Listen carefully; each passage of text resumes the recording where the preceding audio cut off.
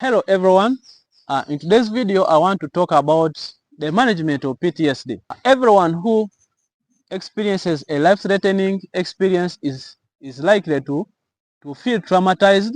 Okay, so this is a normal experience by the brain, but when these symptoms are overwhelming or are severe, then you may be suffering from what we call post-traumatic stress disorder. Okay, and when you talk about post-traumatic disorder, we are saying that this post means after the going through the trauma, like after being involved into a life-threatening death, like you were about to be killed but you survived, or you witness people being killed. Okay, or you have gone through what we call sexual violence. So this is the trauma. But today, in today's video, we want to look at the management of post-traumatic stress disorder. Okay, so if you are still new to our channel, I request you to subscribe because this motivates me to create more content for you. Okay, we have looked at the symptoms of PTSD, that someone must have gone through what we call a traumatic event, and this traumatic event is life-threatening. Like you can be a victim, you can be a witness, or your job, part of your job, like a traffic officer or a medic, you are exposed to the details of this traumatic event. So when you are managing these people, we have to look at the areas where they are affected. So you may be affected emotionally, physically, okay, and also in a different aspect. So today's management, we are talking about adults. The best management of people who are having PTSD is a cognitive behavioral therapy. Okay, so in under cognitive behavioral therapy or CBT is that we look at that the way you think, okay, affects the way you feel and also how you act or your behaviors. So if you think you're a bad person, okay, you feel they don't love you, you find that you are going to start isolating yourself, okay, like you are going to start feeling bad, you feel bad, okay, you start isolating from other people. So this one affects you. So in people who have gone through what we call traumatic events, is that they develop negative thoughts. You find someone says no one can be trusted. Okay, maybe if someone this person went through sexual violence while at a workplace, thinks, I can no longer get a job. If you experience your relatives being killed, you say, now this whole world, all the people are murderers. No one can be trusted. Some people may feel after maybe going through the sexual violence, they feel they are unclean. Even if you treat them for the urinary tract infections, they feel they are unclean.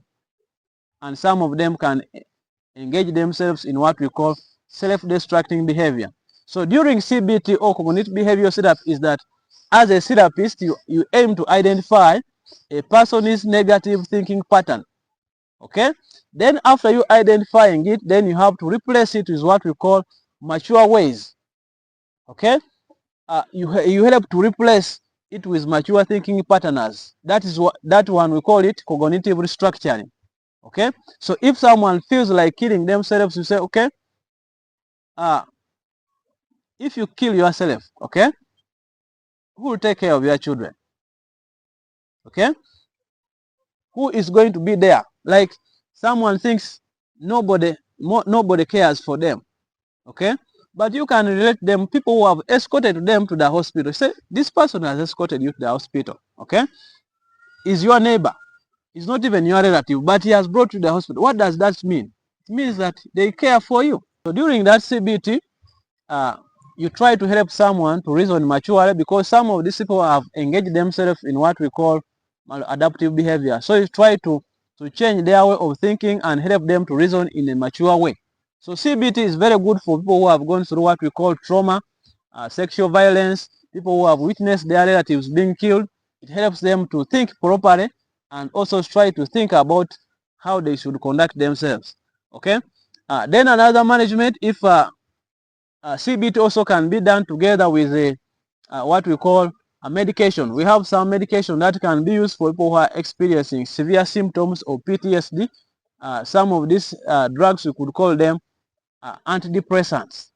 Okay, depends on the region where you're coming from, but some of the drugs that we use under the class of antidepressants, because someone is having people can be having some symptoms of PTSD are similar to symptoms of someone who is having depression. So we may prescribe, or your doctor may prescribe some of the medication which are under that category, and they can help you to resolve from PTSD. But overcoming PTSD comes with you understanding the traumatic event, how PTSD affects you. So if you have undergone sexual violence or you have seen your relatives killed, the first thing is to understand where these things happen.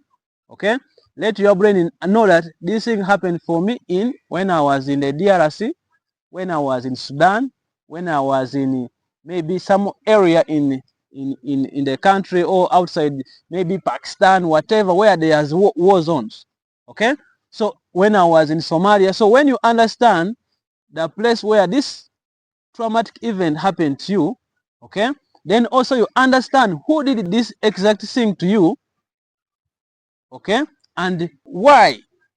It will help you to recover, because in most cases they generalize after going through such kind of experience, that they generalize, they say all the world is bad, no one can be trusted.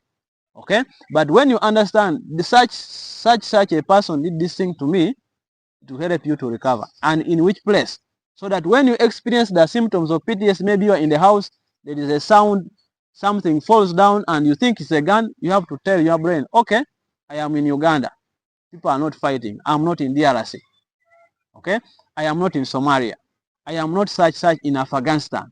Okay, so if your brain knows that where I am is a safe place, then that place you are now starting to get healed from what? From PTSD. Then also you have to understand who did this thing to you. Sometimes people start blaming themselves, but if you understand that you are vulnerable or you had no anything, you are a vulnerable person, there's nothing you could do about it. Okay, so it happened out of your control, there's nothing, so you have to accept the situation. Okay, accept the situation that it has happened to you, and you have to remember that those memories, you will never forget the memories. Okay, so you have to learn that those memories will keep on coming, and you as a person who's going through this, you have to fight them.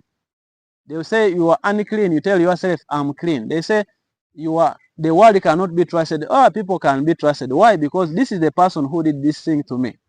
Okay, so you have to challenge the negative thoughts which are coming into your life, and you have to know that these memories will always be there, but you have to move forward with your life. Okay, some people may get children out of sexual violence, then every time you look at that child you feel like I should kill myself. You remember how those things happen to you. So I encourage you to remain strong.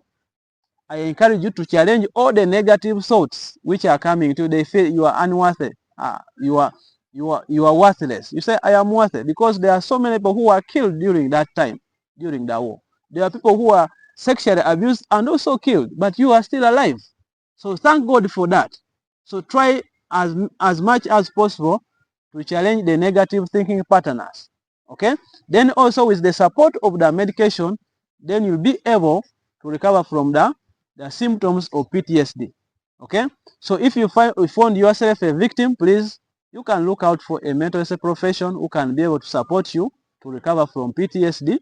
Okay, but also it comes with acknowledging, understanding the event, and also accepting that the thing has happened to you. Some people may feel, why has this thing happened to me? Maybe I am a good Christian, I am what? Why did it not happen to someone else? So acceptance and also challenging the negative thoughts, okay, it will help you to recover from symptoms of PTSD.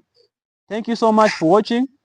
We are looking out for individuals or organizations or NGOs who are ready to come and partner with us, continue spreading mental health messages in our communities, because we have a lot of our people who are having mental issues, but most of them believe in witchcraft, that mental illness is caused by witchcraft.